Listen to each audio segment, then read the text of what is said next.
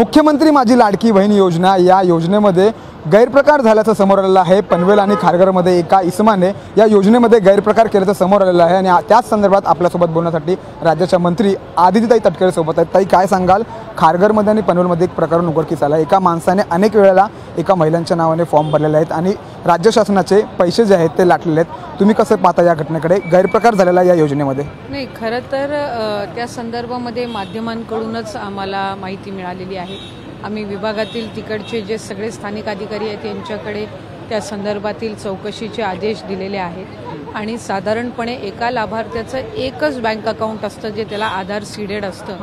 म्हटल्यावर एका व्यक्तीने जर एकाच नावाचे 30 फॉर्म भरले असतील तर अशा पद्धतीचं हे शक्य नाही, कारण त्याला अकाउंट एकच असते। प्रत्येक याचा आधार कार्डचा नंबर कन्फर्म्ड असतो, आधार कार्डचा सोबत लिंक्ड असणारी बँक अकाउंट ही त्या ठिकाणी व्हेरीफाईड असते। त्याच्यामुळे निश्चितपणाने त्यांनी वेगवेगळ्या नावांनी असे फॉर्म्स भरलेले आहेत का किंवा कशा पद्धतीनं त्यांनी वेगवेगळ्या आधार कार्ड्स घेऊन काही हे केलेलं आहे का, तर त्या संदर्भातले चौकशीचे आदेश दिलेले आहेत आणि अशा पद्धतीचा जर गैरप्रकार चौकशीनंतर जर समोर आला तर त्या संदर्भामध्ये योग्य ती कारवाई ही निश्चितपणाने घेण्यात येईल। एक शेवटचा प्रश्न, काय वाटतं एवढा मोठा गैरप्रकार आलाय, कुठे नेमकं काय झालं असेल, काय नेमकी चूक झाली असेल? मला खरं तर या संदर्भातली तपशिलात विभागाकडून आम्ही अहवाल मागवलेला आहे। त्याच्यामुळे ज्या वेळेला इतक्या मोठ्या पद्धतीनं योजना ही राबवली जात असते त्यावेळेला त्या संदर्भातली नियमावली असेल, इतर सर्व ज्या बाबी असतील ह्यासुद्धा आम्ही स्थानिक प्रशासनापर्यंत वेळोवेळी या पोचवलेल्या आहेत।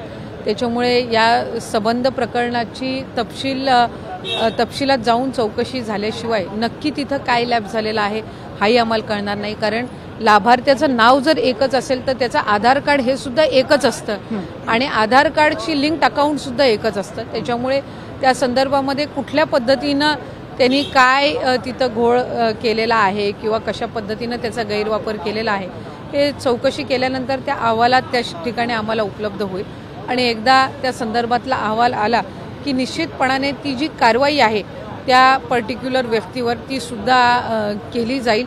जर या संदर्भामध्ये ज्या काही कायद्यामध्ये तरतुदी आहेत त्या सुद्धा तपासल्या जातील, कारण कुठे ना कुठेतरी हा शासनाच्या एकंदर योजनेचा दुरुपयोग आहे आणि त्यांनी दिलेल्या सवलतींचा हा दुरुपयोग आहे। त्याच्यामुळे योग्य ती कारवाई जी आहे ती निश्चितपणाने केली जाईल। खूप खूप धन्यवाद साम टीव्हीशी बातचीत केल्याबद्दल। कॅमेरामॅन अनूपसह मी सूरज मसूरकर, साम टीव्ही, मुंबई।